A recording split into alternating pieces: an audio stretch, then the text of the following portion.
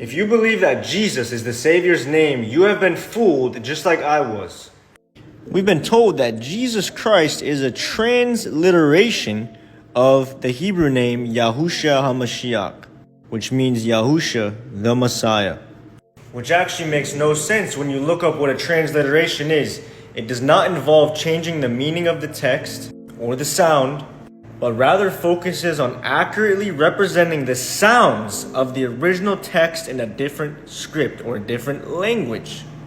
For example, this is the Father's name written in ancient Hebrew. These 4 letters are Yod, He, Uah, He, which you can actually find in the biblical concordance every time you click on Lord in all caps. It will take you to this name here, which they have actually mistranslated on purpose because there's actually no E or no V in Hebrew. Yahuah in Hebrew, Yahuah, actually means ruin and disaster. So this is a blatant error. So excuse their added vowel points and just take this name that I have highlighted right here. You have Yod, He, Uah, which is where they changed it to Vav, and then He. Yod, He, Uah, He, which in Hebrew is pronounced Yahuah. Now, to transliterate that name, we write it in another script or language to make it sound the exact same as it's said in Hebrew. Yahuah, Yahuah. Yod, He, Uah, Shin, Ayin. It's pronounced Yahusha. In English, Yahusha. This is how you transliterate. It sounds the exact same, but it's written so we can read it in English. So don't go around saying, I don't have to say the Savior's name in Hebrew. I speak English. Well, that would be false too. Because the name Jesus actually derived from the Greek name Isus. Which to me is quite shocking because there's actually a Greek god, Celtic god named Isus. You're probably wondering how they got this name. Well, they say it was a transliteration, which we know it's not because now we know what a transliteration is. It's a blatant change of the Savior's name over time. So we started with Yahushua HaMashiach. Yahusha means Yahuah is salvation.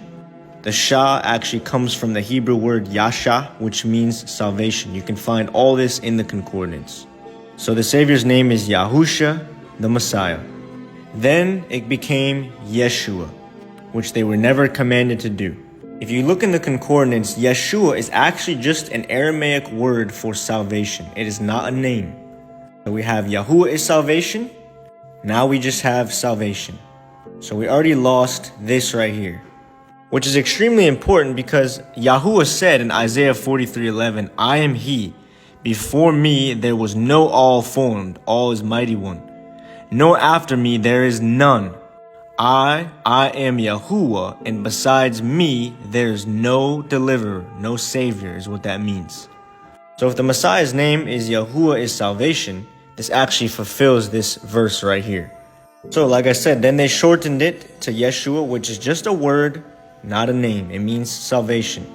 Then they wrongly changed that to Isus, which is not a transliteration. It's a blatant change of a name. You can look up, there's a Celtic god named Isus, which is, I think, where they got this from. And then when the J was invented about 600 years ago, because there was actually no J in Greek or Hebrew, then we got this name. I believe that we all need to get back to using the original name of our Savior, Yahushua HaMashiach. Or you can say Yahusha, the Messiah. If we look in Acts chapter 4 and verse 12, there is no deliverance, which means salvation, in anyone else, for there is no other name under the heaven given among men by which we need to be delivered or saved. The name Yahusha literally came from heaven. This name was given by men. In John chapter 5 and verse 43, Yahusha says, I have come in my Father's name, and you have not received me. But if someone else comes in his own name, you will receive him. Now I want you to pay close attention. He said he comes in his Father's name.